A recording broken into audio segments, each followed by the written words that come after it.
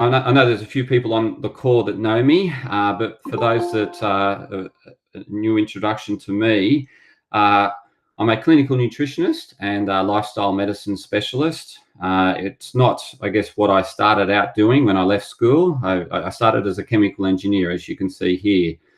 So I had a bit of a journey in terms of finding what I wanted to do in life. And I enjoyed my years as a chemical engineer, and certainly it has helped me lay the foundations for what I do today in terms of problem solving. So as opposed to solving industrial problems, I'm solving health problems. And so that problem solving techniques become very valuable for me. So today I'm actually following my passion, and I love what I do, and hence why I love sharing what I do and empowering you. Feel free during the presentation to ask questions, because I really want it specific to you. And it's probably best that you put it in the comment box. That way, otherwise it can be, if you unmute yourself, there can be noise and it can be difficult for others to hear me. So certainly send through your comments, and I'll answer those questions as we go. You can see my family here. It's my wife, Adriana, my daughter, Sophia, and Ollie. We're now adjusting to the new norm, which is the life in home, and adjusting our routine around that, but we're managing. So here's a outline of my presentation today, and it's pretty much focused on two areas: what to do less of, what to do more of. I guess what's underlined is where I'm going to spend specific time. Please feel free to comment whether you want me to talk about a specific area more than another area, because I'm happy to do that. So just going through this, quickly and touching on a few points. I've got, the do less of stress, worry, and fear. And that's very difficult. And I acknowledge that in these circumstances. And so hence why I'm not saying eliminate it. It's impossible to eliminate. It's going to be there, and it's going to be there for a long time. But the techniques I'll be sharing with you today are going to help you best manage. And it really comes down for you to then implement them and then embedding them in your routine, because consistency is key. So a word I'll constantly say is that you need to be very consistent with what you're doing. And it really helps with the mental health side of things, because our routine's been turned upside down, our normal, what we considered what was normal. And then we've had to adjust to this new way of living. And that's not easy, because there's a lot of uncertainty around that. And in order to create more certainty, we need to develop new structures. And I'm going to go through some of those structures that can help you, but you'd need to tailor it to your situation, specific situation. The second point here is probably a bit redundant, excess work, because I know there's people with less work or no work. So that's probably not, it's more this mental health side of things. It's the stress that we need to focus on. Strenuous exercise is not great for the immune system. It adds, it's a stressor. So certainly encouraging you to do more of the mild and lighter forms of exercise, which I'll go through.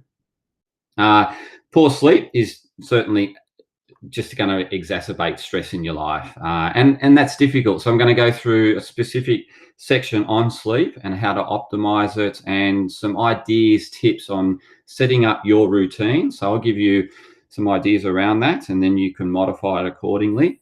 And then obviously touch on the key parts of diet. I've left diet last because unless we get on top of the foremost concern of all of us is, how do I manage this stress? And so I'm really going to focus that, give you some tips around that, then move on to diet. And then I guess the key point here is you see good hygiene. And I just want you to put today's talk in context. What I'm talking about is second line of defense. Our first line of defense is implementing the government protocols. So that safe distancing, the 1.5 or 1.5 plus meters, doing everything the government's recommending around sanitizing and washing your hands. All those things are the first and foremost areas of focus. what I'm doing is adding, I guess, a level of protection by helping you just in that event that you may come in contact with a virus or bacteria that's not supportive of your well-being. Then I'm going to obviously give you tips on how to get the body's immune system up to a point where it can defend and limit the time it spends in your body and eliminate it. So some key things here, particularly around the mental health side of things, is staying connected. So doing these sort of online talks, forums, there's a lot of groups starting up on Facebook around this. There's a kindness group that I've come across. So just joining groups that are, I guess, positive, because the news is so negative. So it's obviously finding groups that are going to be supportive. And, I'm part of a business networking group, which I know Bud is part of, that's on this webinar. And that's providing me that community around my business and helping me stay positive. And that leads on to my a point I've got here around positivity. As much as there's lots of doom and gloom with the negative and, certain situations, it's all important as to where we, what we can choose. Obviously, things out of our control. So the government's choosing who can work and who can't work. That's totally out of our control. So in those situations, we just need to go to what can we control. And yes, health is one of these aspects that we can control. And we can control our actions around where we focus our energies. So we can choose to focus, on the news and just constantly get bombarded with updates. And the media is just going to constantly feed us all this, new cases, deaths, all this. They're not going to share with you the resolved cases, the fact that there's, as much as, we're starting to see that curve in New South Wales flatten, which is fantastic news. But, they're constantly pumping up the cases, more deaths. But yes, the actions the government are taking are actually coming to fruition, which is positive. So we are, getting some sort of certainty back. But yeah, we are in for the long haul. This situation is not going to go away in the near term. And you certainly want to be preparing life as if this is going to be around for the next 6, 12, possibly 18 months. So it's adapting and it's, getting connected with things that you can control and focusing your energy on those things that you can control. I've got mindfulness. I'm going to go into a slide with that, more detail. Same with sleep, light to moderate exercise. So what is light to moderate? It's more your forms of exercise that don't elevate the heart rate too high. So these things are like walking. So brisk walking is fine. Doing yoga, so doing some yoga at home, or going to a park and doing yoga, that's totally appropriate. It's, going for a light jog. So it's just not doing that high intensity training. So doing some body weight resistant exercises is fine. Push-ups, sit-ups, squats, lunges, all those sort of things are fine. It's just not doing it really intense because that is just going to add an additional stress, unless you're obviously, working towards a massive goal around the Olympics or something like that. Then if you're not, then certainly, moderate your exercise, but do something every day, be consistent with it. And then I'm going to cover fruit and vegetables and what to eat in a lot more detail. Is there any questions before I move on?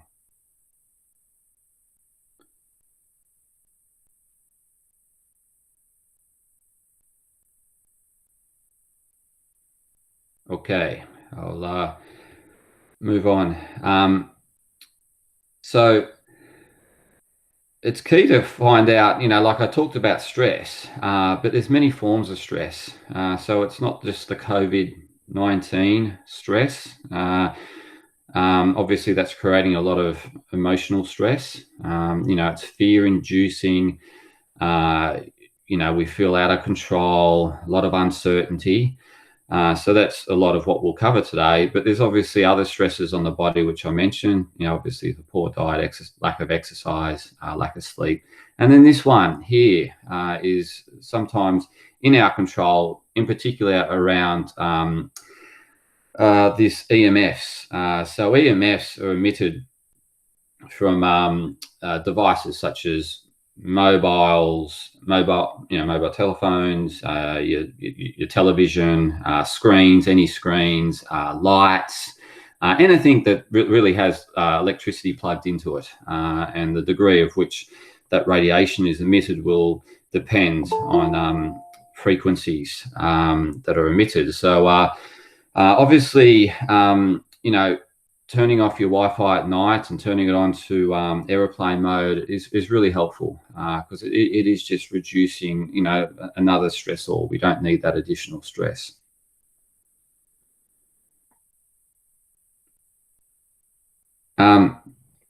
We have mindfulness is the next one. So obviously, in terms of what happens when we have a stress induced in our lives, what it causes is a stress response within us, and that's the symptoms we feel from that are typically that sweaty palms, sweaty under the arms.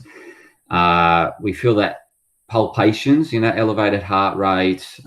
We breathe shallower, and we feel uptight. We feel our energy is high, and as a result of that energy being high, our digestion's not working well. So we can feel that nausea, don't feel quite right, feeling sick. Also lack of bowel movements and things like that, or excessive bowel movements such as diarrhea. So there's some of the symptoms we'll feel from excessive stress. And when you start feeling some of these symptoms come on, these are some of the things that you can do to better manage or regulate that stress. That stress is, it's going to be here. And what we need to do is just downplay it. So bring it down. And a form of bringing it down or moderating the stress is mindfulness. So I've listed here some of the areas in which can bring about mindfulness. Some will work for some people and some will work for others. So I've just listed a whole range, and this is not an exhaustive list. So playing sports, so going out, you can go out and play a bit of sport, I guess provided you're maintaining safe distances, but kicking the ball between two players and all that sort of stuff. So that focus on the ball, being in nature, that helps down regulate the stress. Obviously movement, I've got exercise here. Playing with children. So provided you get into it, so if you're thinking about work and sort of not really, you're there, but you're not really, like you're there physically, but your mind's working or thinking about the finances, obviously that's not mindfulness. Mindfulness is being in the here and now and being totally present. So it's not thinking about the future, about thinking, when's the next paycheck, or thinking about when's the government assistance going to arrive. It's about focusing on what you're doing at that present time. And so that's, when you're with children, that is actually getting involved with their games and their creative imagination and getting absorbed in what they're doing. Playing with your pets. So cuddling, you don't have to worry about safe distances with pets. You can spend a lot of time with them. It is very therapeutic. Many studies were published around the therapeutic benefits that pets bring. So they calm us, they relax us. So hang out with them. But a form of mindfulness might be getting away from your children because you've been with them all day. So it might be you getting outside and with nature and walking in the park and feeling the sunlight and listening to the birds or watching the ocean. So that may be what works for you better because you've been with the children all day and they've driven you nuts. Spending time in nature, I've touched on that. So just getting out and embracing nature, but it's actually connecting with nature. So it's not being in a park looking at your phone and looking at Facebook and Instagram. It's actually going to the park without your phone, and really connecting with what it is. So feeling the grass on your feet, or the sand, or whatever it may be, but just connecting with the earth. That's very grounding. Then tuning your ears into the birds, or visualizing, just looking at the trees moving with the wind. It's very therapeutic. Meditation is fantastic. There's so many good apps that you could, maybe this is a challenge you embrace during this time. So maybe it's downloading Headspace app, Smiley Mind app, the Calm app. There's another one that will come to me, but there's many forms. You can just search for meditation apps. They're free to download. You can sign up to a period and just practice meditation. It could be a practice that works for you. Breathing exercises, again, you can go to Google, type in breathing exercises. There's many forms of breathing exercises. The most simplest form is to just focus on your breath, and just breathe deeply. So it's just taking a nice big deep breath in, holding it for a couple of seconds, and breathing out, and then just doing that repetition over and over again, and you'll just feel the stress dissipates, your heart drops, the sweatiness goes away.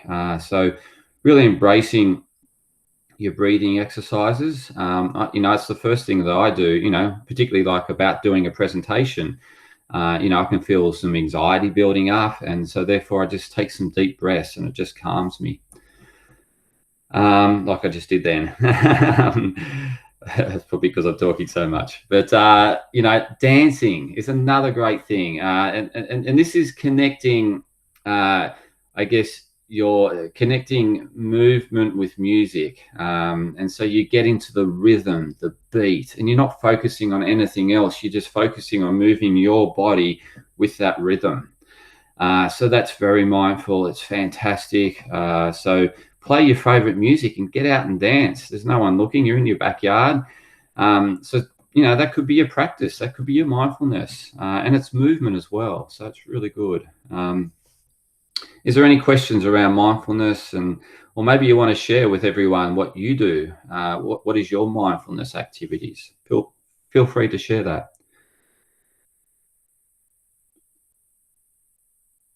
The next one is really, how do I then take mindfulness into my day and do it? And I think the important thing is, I mentioned consistency, and so it's about doing it consistently every day, but consistently throughout the day. And so it's adopting those forms of mindfulness into your day and making it your routine. And that will help us deal with these uncertain times. The sooner we get back, into a routine that's workable for us, the better we feel, because, our bodies love that certainty, that clockwork.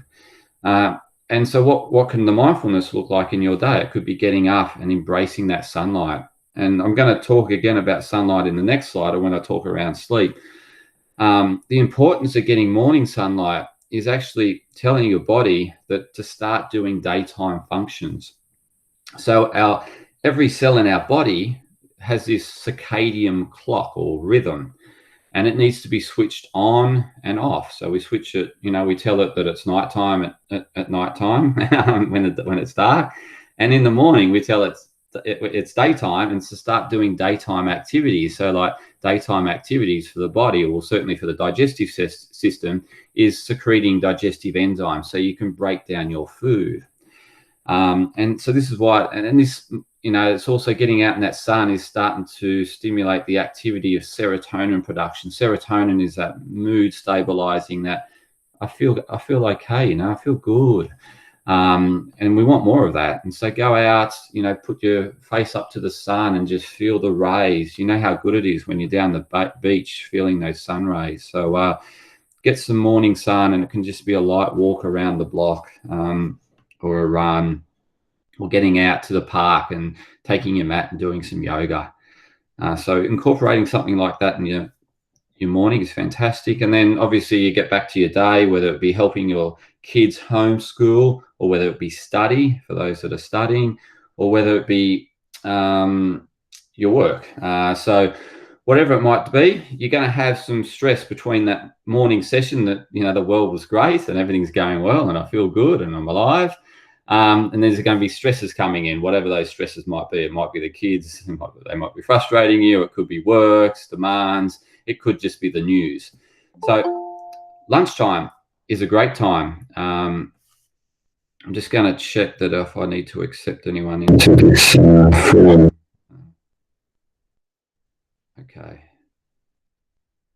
Okay, there we go. I think that's everyone. Cool down. Brianna's saying she's sitting down with one of her mindfulness thing is sitting down with a nice tea, herbal tea. And yes, we're going to get onto that in terms of that's fantastic to have that as part of your evening routine. So feel free to, I'm just going to have a look at some comments. And cooking. So Kirsty mentions cooking is a form of mindfulness. Absolutely. Moira is well, I think that's Selena.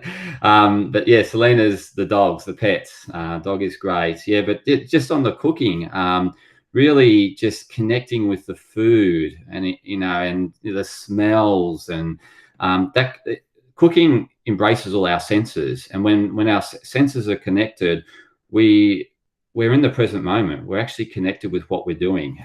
So cooking's fantastic. So it's maybe something you get into during this time where, there's, you actually are at home. So you can, instead of going out, buying something, you can do some more cooking. I think Bud's saying sell my children. A great option. I'm sure Selena doesn't like that one. Parks are closed in Queensland, unfortunately. That's tough. So yes, Samantha, certainly, doing it outside your house, in your backyard, do your yoga, your activity, get your sunlight there. It's just making best with what we've got. And, as I said, there's a lot of out of our control, and the government's changing the goalposts every day. So we just need to be that, versatile and adapt. Okay, back to the presentation. Feel free to keep sending the comments. I love the interaction. Okay, so I'm going to get into this evening routine in more detail, so I won't talk about it now, but it's good to do some form of mindfulness, because by having this consistency throughout the day, what we're doing is down regulating the stress hormones, and allowing the body to work or find homeostasis, which is the balance. The body's always looking for balance, and it will do anything to achieve balance. So what we're just doing is, I guess, providing that or facilitating that, helping the body. And this is a lot of what this talk's about, is how do we support our body to function well. Sleep. So this is, I guess, some key principles around sleep.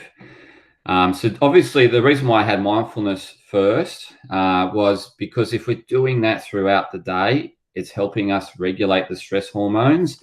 And by the evening, we're a lot more chilled. If we haven't done that moderation throughout the day and just allowed the stress hormones to build up, by the end of the day, they're so high that we can't sleep. We're agitated. We're lying in bed, and we're thinking, I can't get to sleep. This is frustrating. I need to get up. I need to do this tomorrow.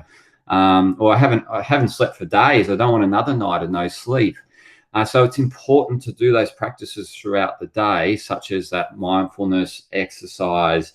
If you can get out in nature, I know Samantha can't.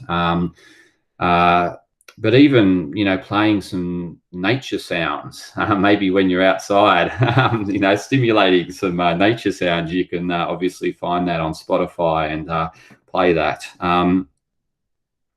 So I've mentioned a number of times, consistency. So what our body loves routine. It really helps us. So finding routine is important in these times. So what I'm saying here is the more consistent we can keep our bedtime and the more consistent we can keep our wake time, the easier it is to function.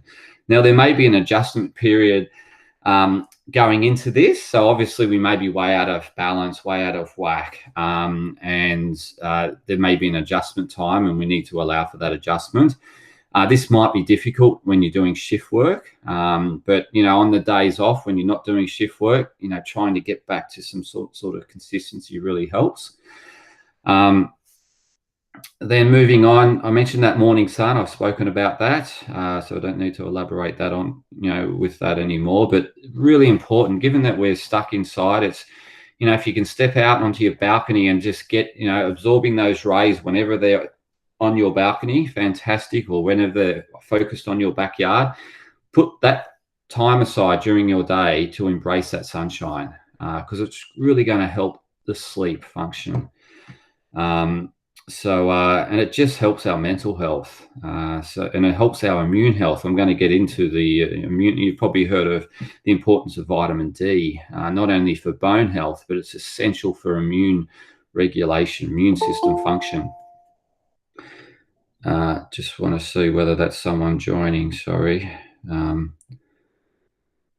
yes, it was.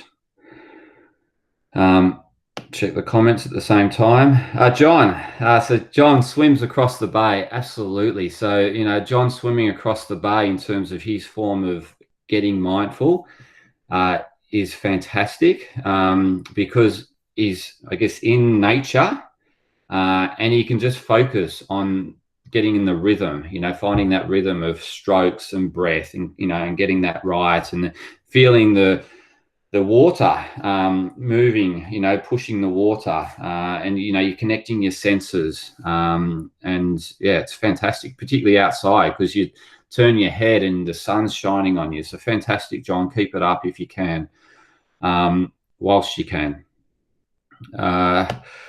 Okay, back to the prezzo.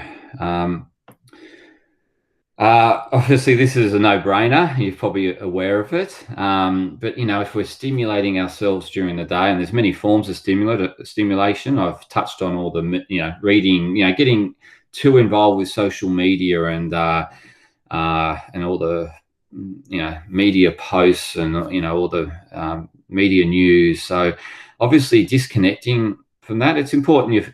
I think with the news, you can control it. You can you can choose when to turn it on. So I've turned off all my notifications, so I don't get any notifications.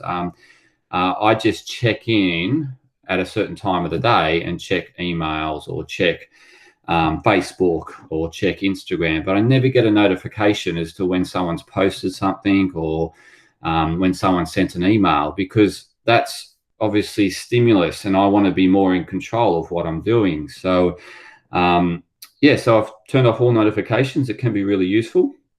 So it can reduce that stimulus and it puts you back into control. So it's maybe a good tip doing, for now, in terms of, we've had a lot of control taken away from us.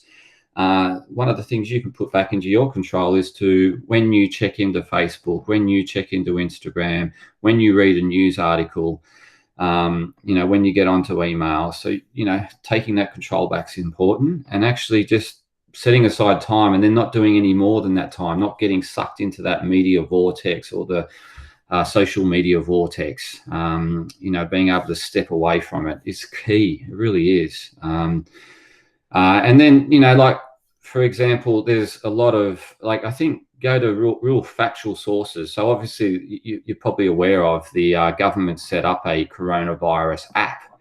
So maybe just checking into that every now and then to find out what the latest news is. And it's just going to be what, the government's announced, and it's not going to be the media exaggerating or exacerbating stats or figures. It's just going to be what it is. So maybe just, using that app, going to the World Health Organization website, going to these reputable sources and just checking in on them, once a day. That's all that's needed.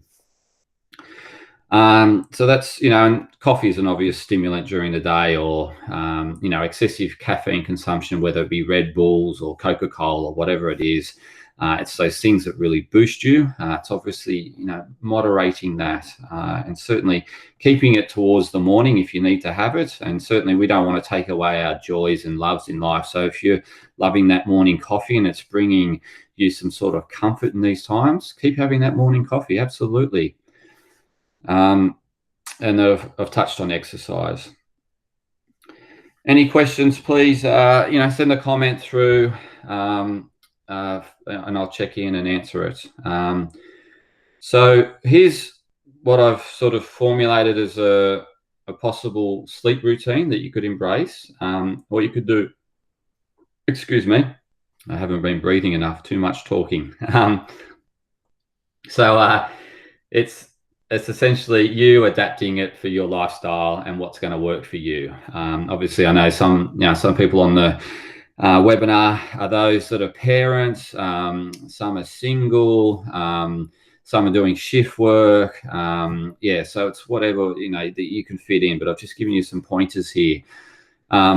So ideally, you don't want to be having dinner too late if you can avoid having it too late. And if you're having it late, then have something light. Don't have a heavy dinner at the end of the day.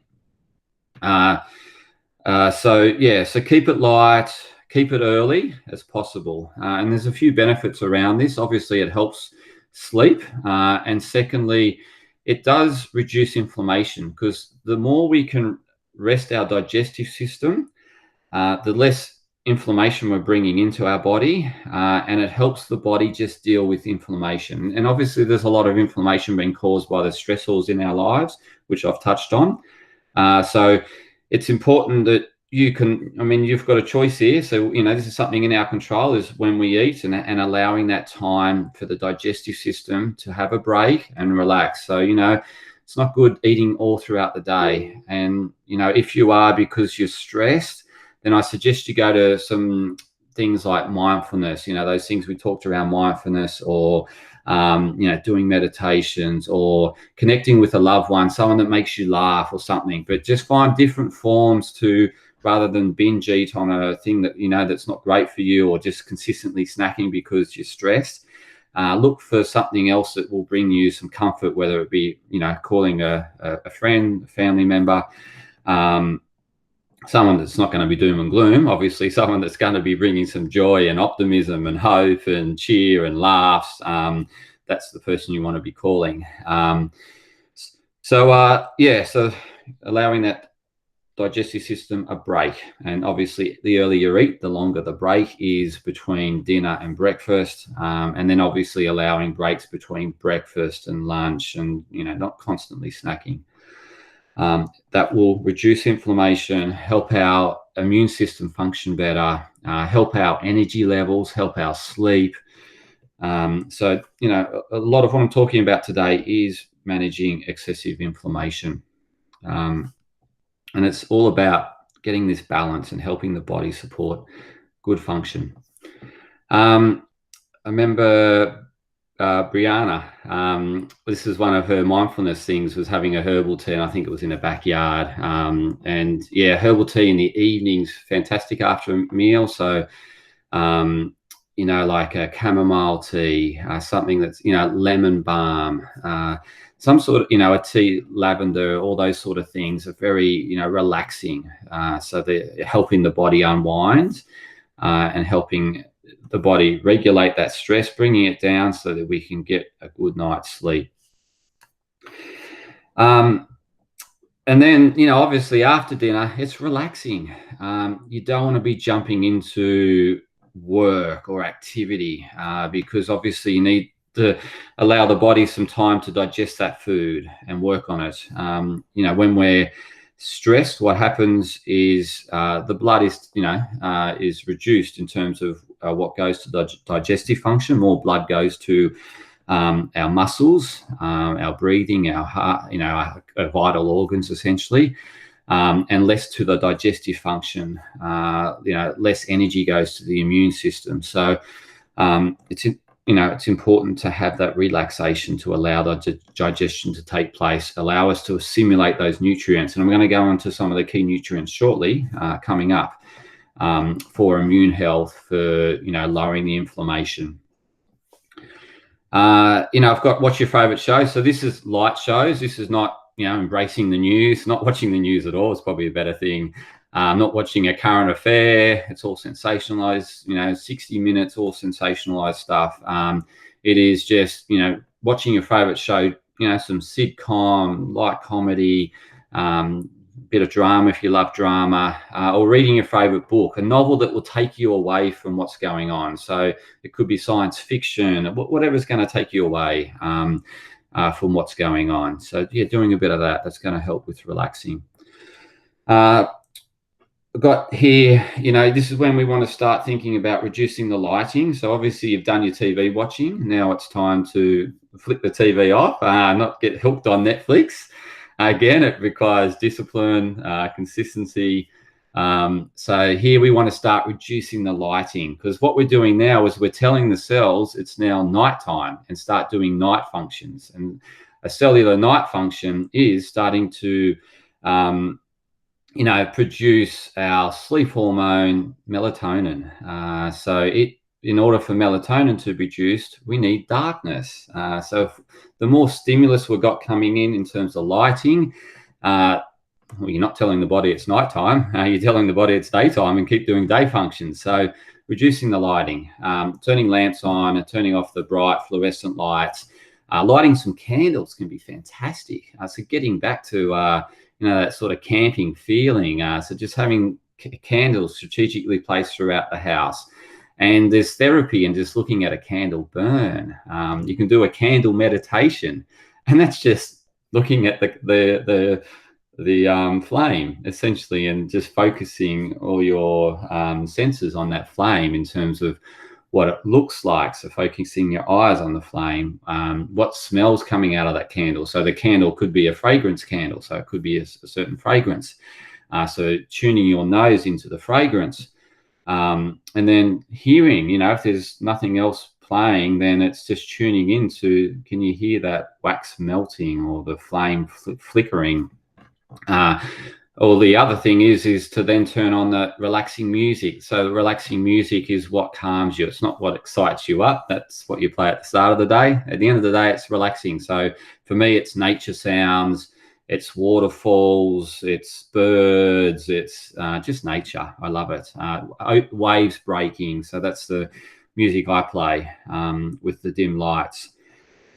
And then there's a number of options you can go in terms of once you dim the lights. It's obviously starting the unwind.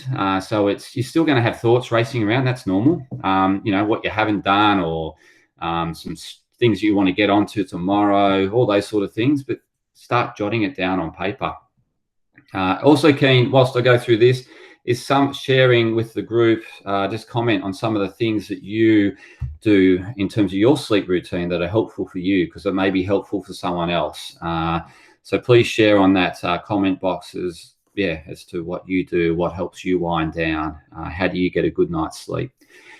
So enter your thoughts onto a notepad. So that physical action is really just taking that thought out of the mind, putting it on paper.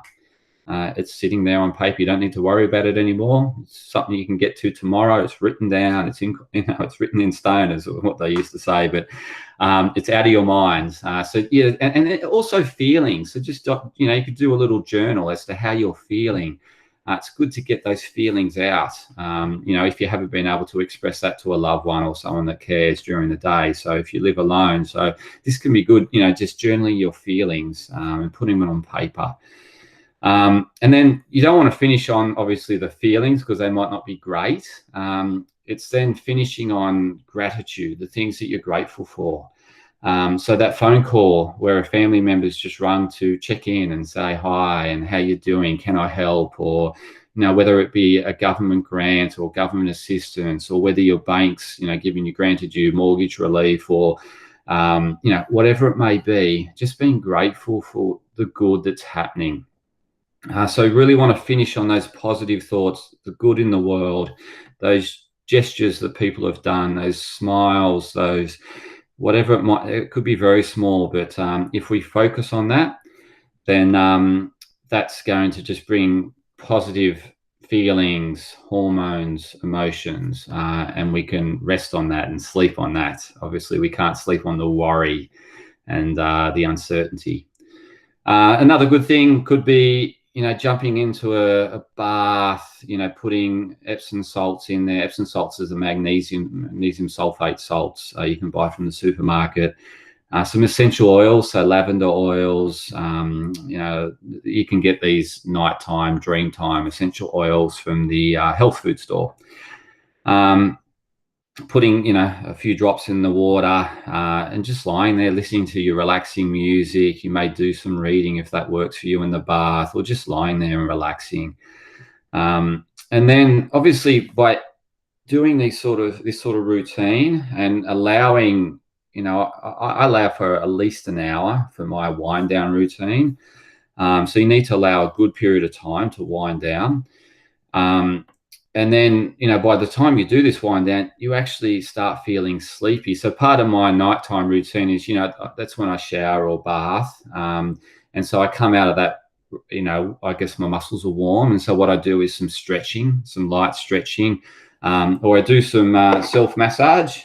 So, you can buy this sort of device from, where's it, from Rebel Sports. And, there's all ways in which you can massage with this. And obviously you've got your balls, your massage balls. So this is when I'm doing that stretching. And the great thing about stretching and massaging is that you're telling the muscles to relax and everything's okay. It can, by, you're just sending more signals to the body that everything's okay. There's nothing to be worried about. I'm still alive, I'm still well, I'm still functioning. And then, it's then jumping into bed. You're ready. You'll feel it. You'll feel that melatonin because you feel sedated and calm and relaxed, and you feel that I can't hang awake anymore. And so that's when you get into bed. And the important thing, when you get into bed, there's no electronic devices, or, you've kept it to a minimal. You're not watching movies on iPads or, going through Facebook on your phone. So keeping devices out of your room is fantastic. And just having your alarm if you need an alarm. I mean, I think with working from home, you can create your own routine, or do you really need an alarm?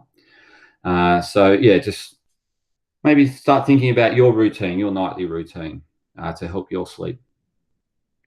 Now on to nutrition. So I've got a few minutes to touch on this, but I really wanted to elaborate on the more important side of things, and that's the mental health. It's critical, and mental health, you need to get that in check in order to have that regulation of all the stress hormones. If we regulate our stress hormones, our immune system functions better. And then we're more receptive to assimilating the good foods that I'm about to talk about. So it's important to, manage the stress side of things first. So just some basic principles around eating in these times, and optimizing the immune function, optimizing your energy, just supporting your body really well. It's all about variety. So it's not monotyping, it's variety. I'll go into the reasons why variety is important. And I'm talking variety. I'm not talking variety in terms of Uber Eats. Variety around obviously the fruit and vegetables you're eating and consuming, and your plants and seeds and your legumes. So that's what I'm talking about, variety, plant-based variety, and meat and meat-based. So I'm certainly not anti or meats. They play a role in our nutrition. So it's mixing up the meats, having different cuts of meats, different animals, because they all have different. They bring everything that I'm talking about in terms of variety brings a different nutritional component to it. And we're all about, I mentioned balance. It's all about getting the, good balance of all the nutrients we need. I've got the next point here, alkalizing foods. Alkalizing foods, what are they? I'm going to go into. But essentially what they are is foods that are going to help lower inflammation. They're less inflammatory, and in most cases anti-inflammatory. And that's what we want to do. We want to regulate this inflammation, help our body manage the stress hormones and being able to secrete them. We don't want stress hormones like cortisol building up in our system and us not being able to break it down and get it out of our system. So we want to support that metabolism of these stress hormones. We want to get this balance, and we can achieve this through eating more alkaline foods, more anti-inflammatory foods. So this is, for Selena and Bud, I know they've got Mediterranean heritage, but it's really embracing, traditional diets like the Mediterranean diet, the Asian cuisine is very healthy, Japanese cuisine, but it's not the sushi train. It's obviously eating like the indigenous people do, or they traditionally did. So let me go into this a bit more detail. I've covered the principles. This is what your plate should look like. I'm going to go into what alkalizing food is, but in a nutshell, they're fruit and vegetables are the alkalizing. Water, water's neutral, but you can have that on the alkalizing. So it's, your plate should be majority vegetables, wide variety. The acid side of things is your carbohydrates. So it's your nuts, seeds, legumes, grains, and it's your animal products, your meats, your cheeses, dairy. So that's, if you can stick to this, you're really limiting the inflammation in your body and helping it function optimally. This is probably hard to see, and what I'm more than happy to do is send this out as an attachment. So this is the acid forming foods, and when I say acid, it's the way it metabolizes in your body. So it's not the way it tastes. So some of these foods you think, well, how come I can't see apple cider vinegar or vinegar or lemon, or these things that I associate as acidic? Yes, they taste acidic, but they metabolize more alkaline. So it's how it metabolizes in your body, how it breaks down, and what organs are needed for secretion. And I guess maximizing the body's ability to secrete toxins is what this is all about. So obviously, if you have too much of a toxic load in your diet or in your lifestyle, so all those stresses are a toxic load on the body. Environmental stresses, there's EMF stresses that induces toxicity. Our body needs to secrete toxicity, and it needs organs optimating at their best. And what I'm about to talk about is foods that are going to help optimize that. So this is the third of the plate. So you can see it's mainly your meats, seafoods, animal products, essentially. Cheeses are really acidic. And then you can see your butters and your creams are sort of, they're more less acidic, so only slightly acidic. Alcohol is around neutral or just pro-acidic, but there's many things that alcohol does, increase nutritional deficiencies, essentially, and doesn't allow our organs to function well, and it's not going to help immune function. So I'll share that document. Here, the alkalizing foods, you can see it's very much the foods that you'd have in a green smoothie. It's your vegetables, it's your dark leafy greens. So these are the higher the negative, the more alkalizing it is on the body. Sorry not to mention that the more positive, the higher the positive, the more acid it is on your body, acid inducing. So here, beer, I know Bud's eyes are lightening up. Beer, it's actually alkaline. But again, it's alcohol. So it's not great, and having too much. Again, moderation is key. You can see a black coffee is, it's more on the alkalizing side. But again, not doing excessive coffee and not excessive anything. It's, wide variety and balance. I'll share this document with you. Okay, onto the immune assisting foods. So these particular vitamins and then associated foods, these foods contain these vitamins or are rich in these vitamins. So you can see your vitamin C, which you know about. So some of the sources of vitamin C here: vitamin A, vitamin D, vitamin E, and glutamine. You've probably heard of these bone broths and the nutritional benefit of bone broths. Yes, yeah, glutamine is a really important amino acid for the immune system and for gut health. So yeah, so these are some of the sources. Happy to actually send this presentation. Just acknowledging that I'm losing time's getting away from me. Any questions around the dietary side of things? I'm going to jump into the comments shortly. But these are the, I guess some of the garnishes or some of the additions that you'll see to traditional cuisines, the Mediterranean cuisine. There's lots of garlic. I guess olive oil is really good for regulating inflammation. So you could include olive oil. And then obviously, these herbs. The great thing about these herbs, they're antimicrobial, antiviral, antibacterial. So having them regularly,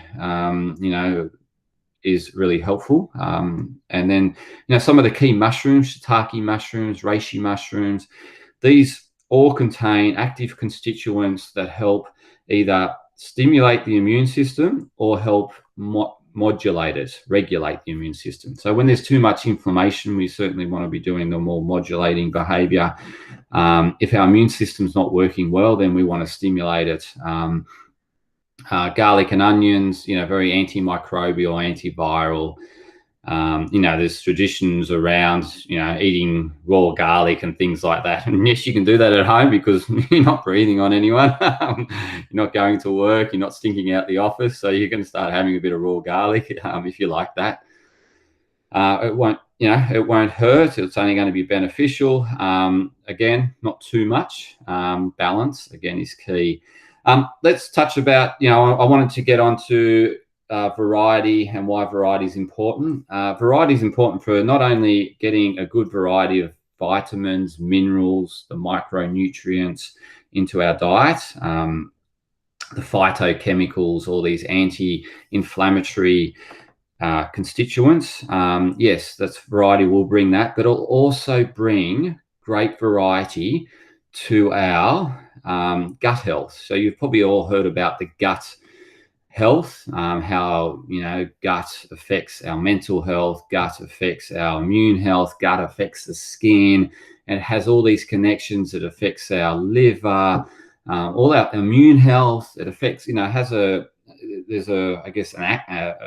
parallel to all those organs, systems that I mentioned. So why variety of fruit, vegetables, legumes, seeds, and grains will give you great diversity in terms of gut health.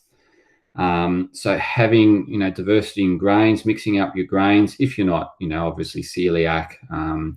I know some people are on this webinar. So obviously, avoiding the grains that you can't have. Nuts and seeds, if you're not allergic to them, then having wide variety in nuts and seeds. The colors of the rainbow in terms of vegetables, the colors of the rainbow in terms of fruit, really important for that diversity. What the studies have shown is the greater the diversity we have in our gut, the better health outcomes as a result of that. So the studies they've done on indigenous populations, on those centenarians, so those people living to 100 plus. There's people in the Mediterranean living to 100 plus. There's pockets in the States, there's pockets in Japan. These people have, I guess, a lot of fermented foods in their diet. So those fermented foods are probiotics. So they contain the good bacteria, provided they're prepared well. That's the important things about fermenting. So if you're at home, you need to manage that well, that fermentation process. Otherwise, you may induce nasties. So probiotics. So some of the fermented foods are your kefir, your fermented milk, your yogurt. There's sauerkraut, kimchi, miso soup, tempeh. There's a number of fermented vegetables. So having a variety of that in your diet's helpful, but obviously not if you're having digestive problems. So they can increase. Kombucha is another fermented drink. Not talking alcoholic beer, bud. I know that's fermented as well, but certainly all those other ones. I don't mean to be picking on you, bud. I know you're there, but hope you're listening. So your prebiotics is what feeds the bacteria. So your prebiotics is everything I mentioned: nuts, seeds, legumes, vegetables and fruits, wide variety, lots of them throughout the day. Cool. So, for you coming into this forum, for educating yourself, empowering yourself, I'm rewarding you for, putting your health first. And I'd love to offer you all a free 20-minute consult with me, via Zoom, FaceTime, Skype, whatever works for you, over the phone if that works best. And we can have a chat talking specific things for you and your well-being, your health goals, your circumstances.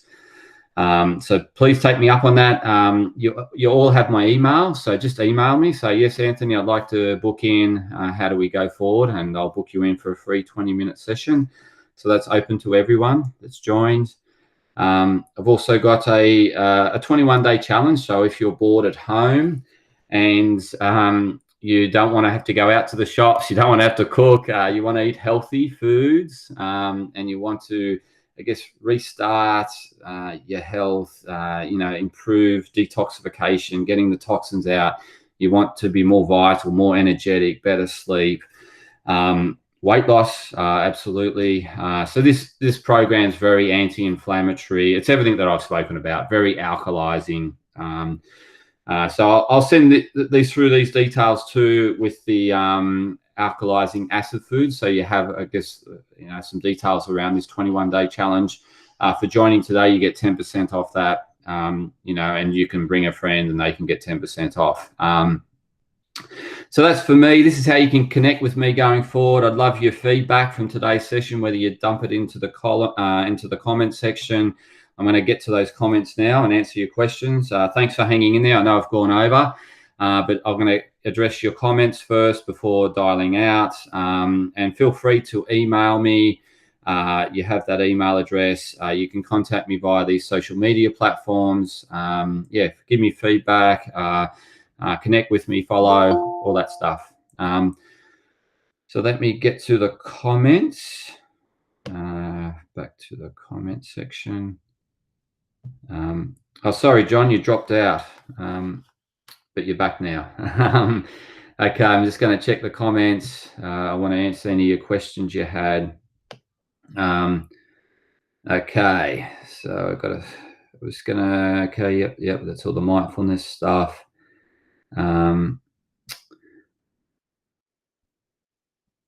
Okay, so Brianna's given a great tip here. So this is around reducing social media. You can actually see the comments. So if you open up the comments bar, you'll see Brianna's comment. But for those that don't know how to work the technology, I'll talk about it. So Brianna's mentioned that there's app limits. So you can go into the app and go into app limits. Maybe, I don't know. So you can actually set times at which it will then, close the app on you or knock you out. So you can set the Facebook app for only 30 minutes a day. That's a fantastic initiative. I didn't know about it. So thanks, Brianna, for sharing that. Really helpful. So that's great. It's freeing up time for you to do other things, I know you're studying, so obviously it's helpful with maintaining focus with your studies. It also helps you manage your mental health. So very beneficial. So well done on doing that. Keep it up. Essential oil diffusers in homes. That's what Brianna does at nighttime. I think this is Bud or Selena, maybe Selena, probably both of you. Do power naps. Yes, power naps, very beneficial. It's what the Mediterraneans, do on a regular basis. Siesta after lunch, very beneficial. I think what the important thing is to actually have a power nap and not to let it go for long periods and extensive, because it actually just results in more tiredness afterwards, and it will affect your sleep that night. So yeah, keep them to a power nap, that sort of 10 to 20 minute range. Or if power naps is something you can't do during the day, then meditation is just as useful in terms of resting you and recharging and helping manage your mental health. Brianna's mentioned here salt lamps, and set them to nighttime mood. So obviously that's letting out light that's helpful for your body to unwind and get ready for sleep. So thanks, Brianna. So there's salt lamps. They're available at health food stores, and I'm sure there's online shops. The other great thing about them is they also absorb negative ions. I think it's the negative ions. And that also helps with, I guess, creating an inducive atmosphere, reducing inflammation. So nice supportive atmosphere, and they're a nice light as well. I think Selena or Bud's unhappy with no sushi, so they don't like my Japanese isn't just actually when you go to Japan, there's not a huge amount of sushi. It's more westernized, and yes, it's nice in moderation, absolutely fine, Bud or Selena. So you can have it absolutely, just not as I said, variety, balance. Brianna's commented here, how can I check the alkaline acid of certain foods? I'm going to send you that document, so we'll certainly share that with everyone. Yes, Buzz, Selena would also like that. What are your thoughts on intermittent fasting? Fantastic. But again, that's a general comment. The studies are very supportive of intermittent fasting. But then again, it doesn't work for everyone. Everyone's different. Everyone has a complete different genetic profile, environment, live different lives. So, but there are certainly health benefits, proven, studied health benefits, scientific health benefits around fasting. What it does is it does reduce inflammation. So as I said, whenever we eat, there is an inflammatory component to that. So obviously we can eat better foods that also induce some anti-inflammatory effects, but there's an inflammatory component, and our body needs to go to work and metabolize that. So obviously reducing the amount of time we're eating and allowing times for our digestive system to fast or have a break is really advantageous, because you're minimizing the inflammatory sources going in.